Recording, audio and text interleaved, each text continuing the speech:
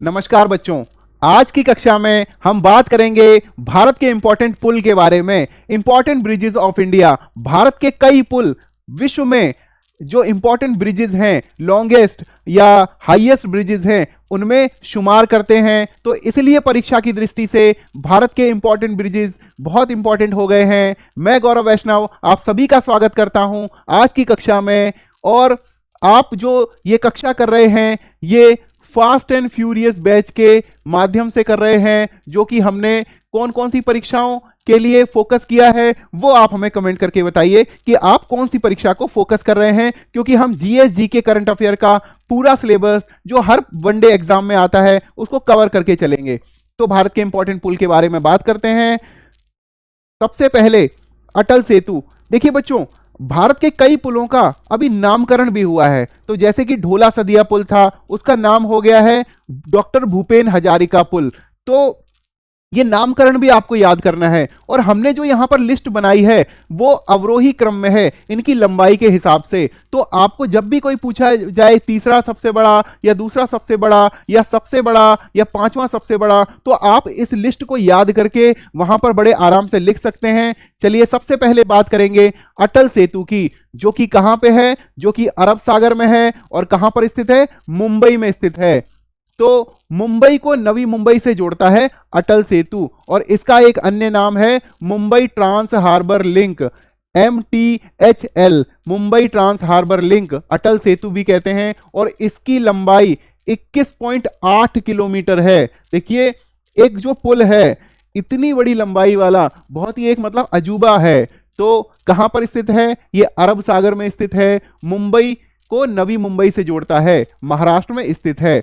ये सबसे बड़ा सेतु है भारत का, मतलब लार्जेस्ट ब्रिज ऑफ इंडिया। उसके बाद दूसरा लार्जेस्ट जो है डॉक्टर भूपेन हजारिका ब्रिज। और ये क्या है? इसको बोलते हैं ढोला सदिया पुल के नाम से भी इसको जाना जाता है। 9.15 किलोमीटर की इसकी लंबाई है। बहुत समय तक ये जो डॉक्टर भूपेन हजारिका पुल है यही भारत का लार्जेस्ट रहा है। अब कौन सी नदी पर है? लोहित नदी पर है। और लोहित नदी किसकी सहायक नदी है? ब्रह्मपुत्र की सहायक नदी है। और ब्रह्मपुत्र का ओरिजिन कहां है? कौन से देश से ब्रह्मपुत्र नदी निकलती है, या जहां इसका उद्गम होता है उस जगह ब्रह्मपुत्र नदी को क्या कहते हैं? आप हमें कमेंट करके जरूर बताना। ये ढोला को सदिया से जोड़ता है और दोनों ही कहां है? एक असम में है, एक अरुणाचल में है।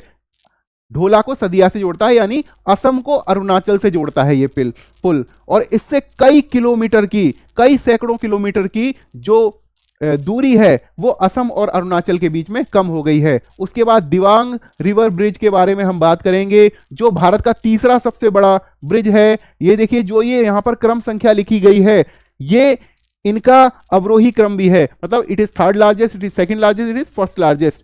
उसके बाद 6.2 किलोमीटर का है। और कौन सी नदी पर है? दिबांग नदी पर है। Dibang river bridge located on Dibang river. और ये बोमजीर को मलेक से जोड़ता है। और ये दोनों ही लोकेशन कहां लोकेटेड हैं? ये है अरुणाचल प्रदेश में। तो पहला अटल सेतु है वो महाराष्ट्र में है, भूपेन हजारिका असम में है, दिबांग रिवर ब्रिज कहां है? अरुणाचल प्रदेश में।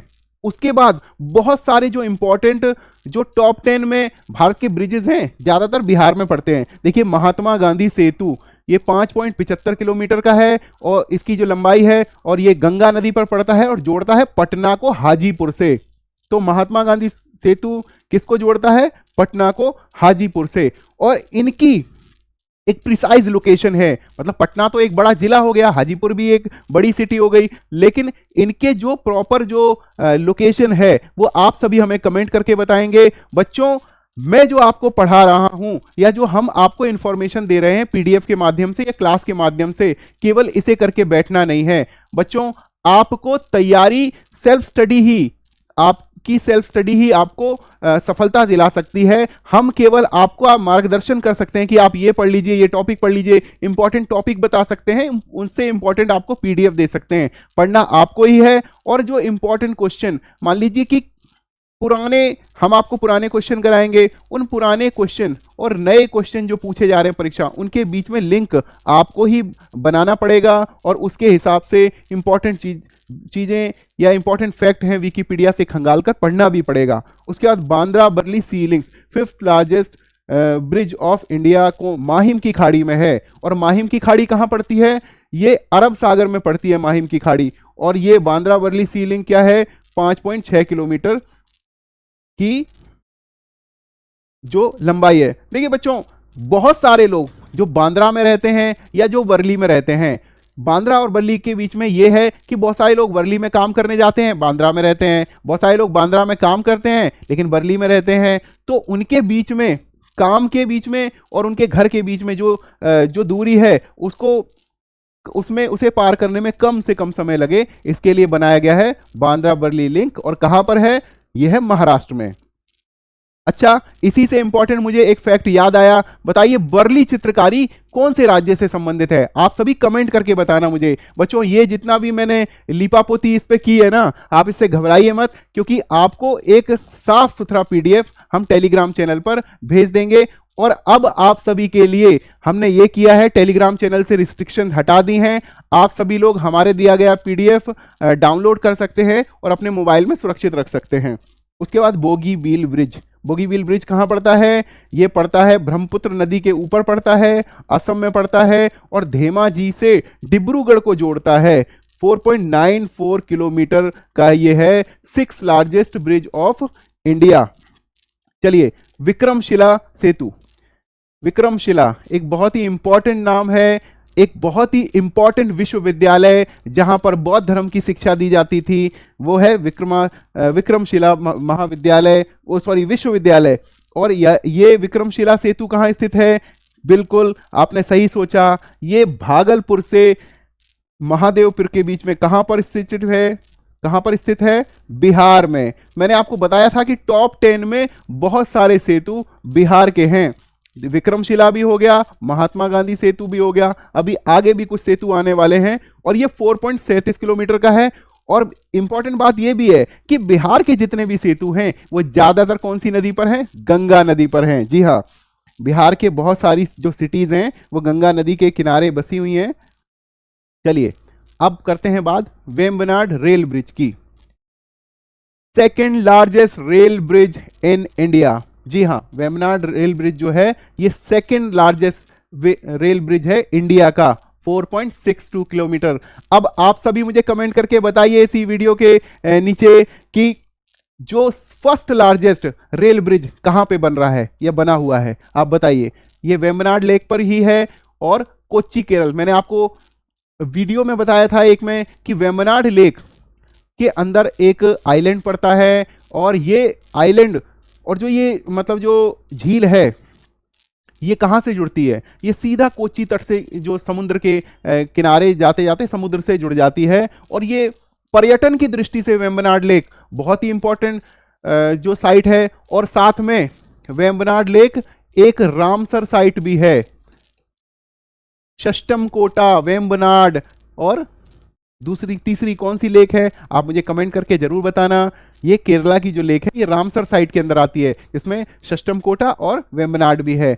जयप्रकाश सेतु, पहले इसका नाम था दीघा सोनपुर सेतु, इसका नामकरण हो गया है जयप्रकाश सेतु के नाम से। और जयप्रकाश जी एक महान क्रांतिकारी, एक महान पॉलिटिशियन थे। और कहां से आते थे ये मुझे आप कमेंट करके जरूर बताना।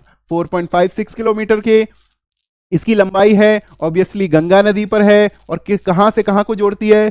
पटना से सोनपुर को जोड़ती है। प्रिसाइज लोकेशन जो है वो नहीं पूछी जाती है, जैसे कि कौन से गांव से, कौन से उससे जिले से, ये ना पूछकर, हालांकि पटना जिला है और जिले का क्वेश्चन तो पूछा जा सकता है। और बता भी रहे हैं कि पटना से सोनपुर को, हाँ, गांव का नाम जरूरी नहीं है कि पूछा जाए या उस लोकेशन का नाम कि प्रिसाइज लोकेशन बताइए, नहीं, ऐसा नहीं पूछा जाएगा। जिले से Ara Chhapra bridge, Ara Chhapra bridge 4.35 kilometre. Obviously it is located on situated on Ganga नदी। आरा को छपरा से जोड़ता है, पटना को सैनपुर से कौन जोड़ता है? ये दीघा और ये सोनपुर, इनको जोड़ता है पटना सोनपुर ब्रिज जोड़ता है। उसके बाद Godavari fourth bridge, Godavari fourth bridge यही नाम मिलेगा आपको, FOURTH, फोर्थ मतलब चौथा ब्रिज, वो वाला नाम फोर्थ है। ये गोदावरी फोर्थ ब्रिज 4.14 किलोमीटर का है, गोदावरी नदी पर है। और कौन सी जगह पे है? राजमुंदरी में है। राजमुंदरी कहां पड़ता है? आंध्र प्रदेश में पड़ता है राजमुंदरी। उसके बाद श्री कृष्ण सेतु, मुंगेर गंगा ब्रिज, और मुंगेर से शालिग्रामी को जोड़ता है, गंगा नदी पर है, 3.75 किलोमीटर का है। बच्चों, सैकड़ों ब्रिज हैं इस तरह के इंडिया में, लेकिन कुछ इंपॉर्टेंट जो परीक्षा की दृष्टि से आपसे पूछे जा सकते हैं वो हमने यहाँ पर आपके लिए यहाँ पर लिखे हैं, यहाँ पर आपको समझाए हैं। मैप पर इनको समझाने की जरूरत नहीं है, कारण ये है कि जैसे बिहार है, बिहार कितने लोग नहीं जानते, सब लोग जानते हैं कि बिहार इंडियन मैप में कहाँ पड़ता है, और उसके बाद केरल कहाँ पड़ता। तो मेनली क्या है कि राज्यों के नाम ही पूछे जाते हैं, और वो हमने आपको यहाँ पर बता दिए हैं। हम अगला वीडियो जल्द से जल्द आपके लिए लेकर आएंगे।